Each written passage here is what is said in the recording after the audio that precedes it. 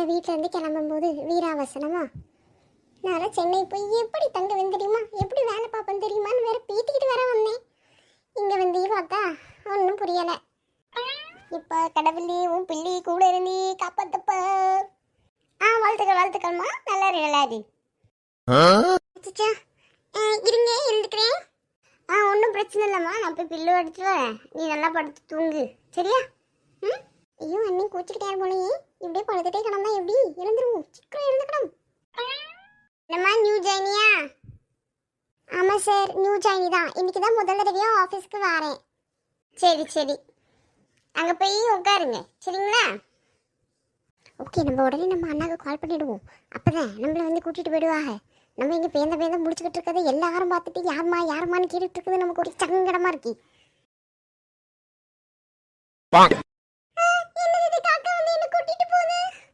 இதெல்லாம் நல்லதுக்கா கெட்டதுக்கானே தெரியலையே. ஏற்கனவே நான் ரொம்ப பயந்து போயிருக்கேன். இது வந்து எனக்கு கொட்டிட்டு வர போகுது லூசு காக்கா. சரி ஃபோனை போடுவோம். அண்ணே நீங்கள் சொன்ன மாதிரி என்ட்ரன்ஸில் தான் நிற்கிறேன், வந்து என்னை கூட்டிகிட்டு போவீங்களா? இப்போ அண்ணன் கொஞ்ச நேரத்தில் வந்து நம்மளை கூட்டிகிட்டு போயிடுவார். அதுக்கப்புறம் இந்த காக்கா கிட்ட கொட்டு வாங்குற வேலைலாம் இருக்காது. கடவுளே நீ எப்படி வச்சு காப்பாத்தப்பா. என்ன பூர்ணி இப்போதான் வந்தியா? ஃபோன் இப்போதான் பண்ணேன். கீழே வேலையெல்லாம் முடிஞ்சிச்சா? கூட்டி வாரி பெருக்கியாச்சா எல்லாத்தையும்? மேலே போய் வேலையை ஆரம்பிப்போமா? ஏண்ணே கூட்டி வர்றதுக்காக சென்னைக்கு வந்தேன். போங்கண்ணே. உங்களுக்கு ஒரு விஷயம் தெரியுமா? நான் இங்கே நின்றுக்கிட்டு இருந்தேன், அப்போ ஒரு காக்கா வந்து என்ன கொட்டிட்டு போயிடுச்சு தெரியுமா? நாய்க்கடி பார்த்துருக்கேன், பூனைக்கு எரி விட்டுறது பார்த்துருக்கேன். இது என்னடா இது புதுசா? காக்காலாம் கொட்டி விட்டுட்டு போகுது. உனக்கு மட்டும் எப்படி எப்படி வித்தியாசமா நடக்குது? உன் முகராசி அப்படி இருக்கு பூர்ணி. இமேஜின் பண்ணி பார்த்தாலே ஒரே சிரிப்பா வருதுவா. நான் இங்கே இவ்வளோ கஷ்டப்பட்டுக்கிட்டு இருக்கேன், உங்களுக்கு என்னன்னா சிரிப்பா இருக்குல்ல? வாங்க அண்ணே மேலே போகலாம். நீங்கள் ரெஃபர் பண்ணீங்கன்ற ஒரே காரணத்தினால சும்மா விடுவேன். சரி கோவப்படாதவா, மேலே போலாம். அண்ணா ஏனே இப்படி பண்ணுதே? நீ உண்மையாலே பெரிய கம்பெனில தான் வேலை பார்க்குறியா? லூஸ் மாதிரி பண்ணுதே. வேறாடே பூர்ணி தாய் ஆஃபீஸுக்கு வேலை பார்க்க.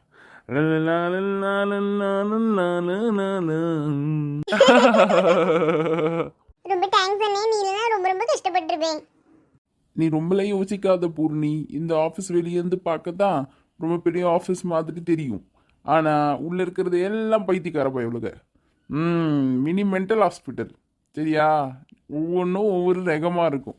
அதனால உனக்கு ஏற்ற ரகம் இங்கே அப்படியே செட் ஆகிடும் பாரு உனக்கு. சரிவா, நான் உனக்கு கூப்பிட்டு போய் ட்ரைனிங் ரூமில் விடுதேன். அங்கே 5-6 பேர் உங்க கூட சேர்ந்து ட்ரைனிங் எடுப்பாங்க சரியா? உனக்கு என்ன சந்தேகம் வந்தாலும் அப்பயே கேளு. அப்படி இல்லைன்னா அதுக்கப்புறமா கூட நீ என்கிட்ட கேட்டு தெரிஞ்சுக்கலாம். ஏன்னா நான் தானே உன் ட்ரெயினரு. அதெல்லாம் சரி அண்ணே, ஆனால் இப்போ ட்ரைனிங்ல எடுக்க போகிறது நினச்சா எனக்கு வயிற்றுக்குள்ளே ஏதோ கலக்குது. ரொம்ப பயமாக இருக்கேன்னே. பயப்படாத, எல்லாத்தையுமே நீ சீக்கிரமாகவே கற்றுப்ப. அந்த நம்பிக்கை எனக்கு இருக்கு சரியா? என்னை விட நீ தான் என்னைய ரொம்ப நம்புதேன்னே. இதுக்காகவே நான் எல்லாத்தையும் கூடிச்சுக்கிட்டு கற்றுக்கிறேன் சரியா?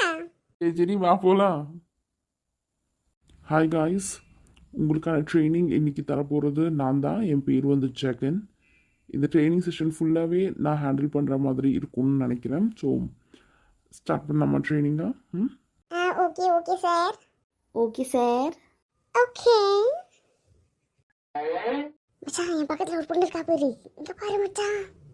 மச்சான் அவள் பேர் ஸ்ரேயாடா, நம்ம குரோம்பேட்டை தான். இது ஏன் கூடயே இருந்தா எப்படிடா நீ அவளோட டீட்டெயில்ஸை கண்டுபிடிச்ச?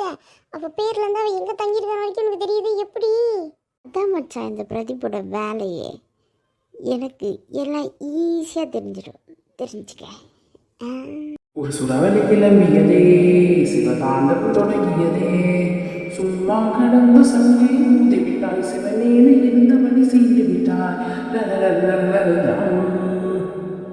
எல்லாரும் போய் 15 மினிட்ஸ் பிரேக் எடுத்துட்டு வாங்க. போய் டீ காஃபி ஏதாவது குடிச்சிட்டு வாங்க. ஓகேவா? Okay sir. Okay sir. Okay. இந்த கேஃபேட்டேரியா பார்க்கறதுக்கு ரொம்ப நல்லா இருக்குல்ல? ஆமாம் பூர்ணி, இது ரொம்ப அழகா இருக்கு.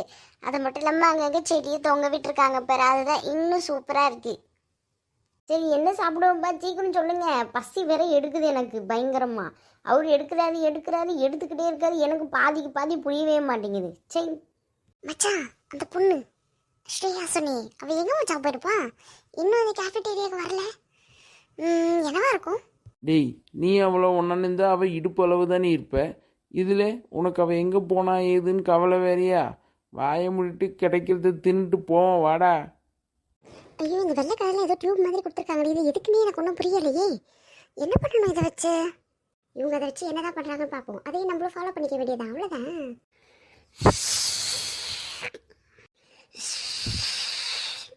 ஓ, இதை டீ குடிக்கிறதுக்காக பயன்படுத்துகிற ஸ்ட்ரா மாதிரி போல. நம்மளும் இதையே வச்சு டீயை குடிச்சிருவோம். என்னடா இது, மாடு கிளனி தண்ணி உரிகிற மாதிரி யார் உறிஞ்சிக்கிட்டு இருக்கான்னு பார்த்துட்டு இருந்தா இவங்க பண்ணுற வேலை தானா இது? கிர்கிஸ் 3 தற்குடிஸ். ஹேய், யாரை பார்த்து தற்கொலைன்ற? அதுவும் 3 கிறுக்கீஸுங்கிற? நாங்கள் 3 பேர் தான் இங்கே இருக்கோம். எங்களை பார்த்தா சொன்னேன். ஆமாம், உங்களை தான் சொன்னோம். ஏன் எங்களை பார்த்து கிறுக்கி தற்கொலைன்னு சொல்லிட்டு இருக்கா? சார் கிட்ட சொல்லி விட்டுருவேன், பார்த்துக்கோ. கிறுக்கிகளே லூசு கிறுக்கிங்க நீங்களாம். ஏன் அப்படி சொல்லுத? எதுக்கு கிறுக்கின்னு சொல்லுத? பின்ன சுகரை கலக்க வச்சிருக்க ஸ்ட்ராவை எடுத்து டீயை உறிஞ்சு உறிஞ்சு குடிச்சுக்கிட்டு இருக்கீங்க லூசுகளா? ஐயா, அப்போ அது டீ குடிக்கிறதுக்கான ஸ்ட்ரா இல்லையா, சுகர் கலக்கிறதுக்கான ஸ்ட்ராவா? இது தெரியாம உட்காந்து மாடு கழனி தண்ணி ஊறாமல் உறிஞ்சிக்கிட்டே கிடந்திருக்கோம். சை மக்களே, இன்னைக்கு ஃபுல்லாக நான் ஆஃபீஸில் எப்படிலாம் அசிங்கப்பட்டேங்கிறத நீங்கள் பார்த்தீங்க. தொடர்ந்து இந்த மாதிரி நான் படும் அசிங்கங்களையும் நீங்கள் பார்க்க வேண்டுமா? அப்போது இந்த சேனலை சப்ஸ்கிரைப் பண்ணிக்கோங்க, லைக், ஷேர், கமெண்ட் பண்ணுங்கள். ஓகேவா? உங்களுடைய ஆதரவுக்கு நன்றிகள்.